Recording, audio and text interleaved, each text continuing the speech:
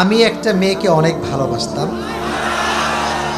মেয়েটাও আমাকে অনেক ভালোবাসত, কিন্তু মেয়েটা আমার কাছে না বলে পরিবারের ইচ্ছাতে বিয়ে করে ফেলেছে।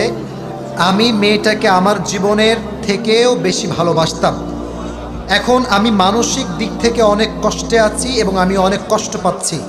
এখন আমি অনেক ভেবে চিন্তায় পড়ে গিয়েছি এবং কোনো কিছু ঠিক করে চিন্তা করতে পারছি না। এখন আমার কি করা উচিত? আচ্ছা, এটা যুবক অনেক কষ্ট নিয়ে প্রশ্ন করেছে। আসলে মেয়েদের ভিতরে বেশিরভাগ মেয়েরা আজকাল বেঈমান দ্বারা ভরে গিয়েছে। সবাই না, নট এভরিওয়ান, সাম পিপল। কারণ তোমরা যদি সবাইকে এভরিওয়ান করে দাও, মেয়েরা আমাকে গালি দিয়ে একদম ব্যাকা করে ফেলে দেবে। সব মেয়ে একরকম নয়। এখন যুবক যেহেতু প্রশ্ন করেছে, উত্তর দেওয়ার দরকারটা যুবক ভাইয়েরা আছে না নাই? অতএব কেউ বাজে মন্তব্য করবার ট্রাই করবেন না। আমার কথা যুবকের জন্য এক নাম্বার, যে চলে গিয়েছে সে তোমার জন্য ছিল না। যে তোমার জন্য আছে তাকে কেউ কেড়ে নেওয়ার সুযোগই কখনো খুঁজে পাবে না। গেছে তো কি হয়েছে, ও তোমার যোগ্যই তো ছিল না। মনে রাখবা, বেঈমান কখনো কারো ভালোবাসা পাওয়ার যোগ্যতা রাখে না। বেঈমান শুধু ঘৃণা পাওয়ার যোগ্যতা রাখে। সে বেঈমানি করেছে তোমার সাথে। একে তো হারাম রিলেশন করে তুমিও রবের নাফরমানি করেছো, তোমার গার্লফ্রেন্ডও রবের নাফরমানি করেছে। 6টা বছর তোমরা নাফরমানি করেছো। তুমি শুকর আদায় করো, সে তোমাকে ধোঁকা দিয়েছে। কারণ তার ধোঁকার দ্বারা তুমি বুঝতে পেরেছো দুনিয়ার সব মানুষ স্বার্থে দ্বারা ভরপুর হয়ে গিয়েছে, সব স্বার্থপর হয়ে গিয়েছে আজকাল।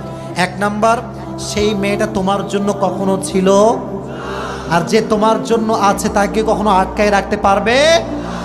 এক নাম্বার। 2 নাম্বার সাজেশন আমার কলেজের টুকরা যুবক, তোমাকে আমি পরামর্শ দিব একটা, এটা হচ্ছে খুব ইফেক্টিভ।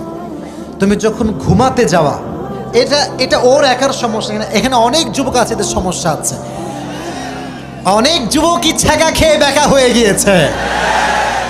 তুমি যখন ঘুমাতে যাবা, এইদিকে তাকান, কোরআনটা পড়তে পড়তে ঘুমাবেন। যখন বেশি কষ্ট লাগবে, কোরআনটা বুকের সঙ্গে জড়িয়ে ধরবেন। যখন কোরআনটা আপনার বুকে আছে, খোদার কসম, ওয়াল্লাহি বিল্লাহি তাল্লাহি, রবের কোরআনকে যে জড়িয়ে ধরেছে তার কলিজাটা ঠান্ডা হয়ে গিয়েছে। সুবহানাল্লাহ পড়েন। কলিজা ঠান্ডা যদি করতে চাও, কোরআনটা বুকে জড়িয়ে রাখবা। আর 3 নাম্বার, একটা কথা তোমাকে বলতে চাই, একটা কিছু তো কি হয়েছে, বাংলাদেশে মেয়ের কোনো অভাব নাই। তুমি যদি এই চিন্তার থেকে বের হয়ে আসতে চাও, একটা কথা মাথায় রাখবা, তুমি যাকে যত বেশি মায়া করবা, সে তোমাকে তত বেশি কষ্ট দিয়ে ভেঙে চুরে চূর্ণ বিচূর্ণ করে দেবে। মায়া বাদ দাও এসব। তোমার কথা হবে একটা, আমি যাকে ভালোবাসবো সে আমার বউ হবে। দুনিয়ার কোনো সুন্দরী নারী হোক না কেন, সে যদি আমার বউ না হয়, সে আমার ভালোবাসার ভাও খুঁজে পাবে না। অতএব যদি শান্তি পেতে চাও, খুবই দ্রুত ভালো দিনদার নেককার মেয়েকে বিয়ে করে নিবা। আর এস্টাবলিশ হয়ে তুমি তাকে দেখায় দিবা, তুই আমার যোগ্য ছিল না, আমি তোর যোগ্য ছিলাম। আল্লাহ যুবকদেরকে বোঝার তৌফিক দান করুন। সকলে পড়া আমিন।